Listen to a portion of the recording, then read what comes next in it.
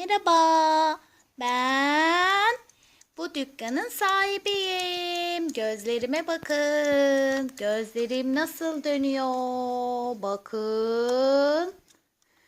Böyle şaşı oluyorum. Şimdi müşterilerimi bekliyorum. Bakın marketime neler var burada. Muzum var, biberim var, sarı biber, kırmızı biber, 2 tane havucum var, ketçap, sosis, balık. Müşterim geldi. Merhaba. Buyurun efendim, ne istersiniz? Balık ve hamburger var mı? Balık ve hamburgerimiz tabii ki var. Hemen tartayım sizin için. Bir yeşil balık. Mümkün olduğunca sabit. Evet. Bir de ne istemiştiniz başka?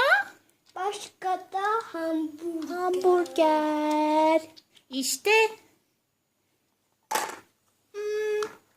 Bakalım kaç para etmiş. Önce bir tıt yapmalıyız. Tıt. Tıt. 47,25 lira. Kredi kartıyla mı ödeyeceksiniz, nakit mi ödeyeceksiniz efendim? Nakit. Parayı alayım o zaman. Verin Şirin Baba. Parayı verir misin Şirin Baba? Verdim. Alayım. Teşekkür ederim. Para üstünü vereceğim size. Evet. Buyurun para üstünü. Şimdi de size mallarınızı vereceğim. Buraya koyalım. Sepetimize. Buyurun. Teşekkür ederiz. Yine bekleriz.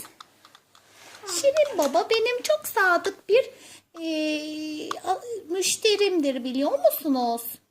Şimdi sıraya da kim var acaba? Hangi müşteri gelecek acaba? Bekliyorum. Merhaba. Angry Birds'lerden kırmızı kuş geldi. Çok kızgın bu kuş ya. Gözlerine bakar mısınız? Ne kadar kızgın.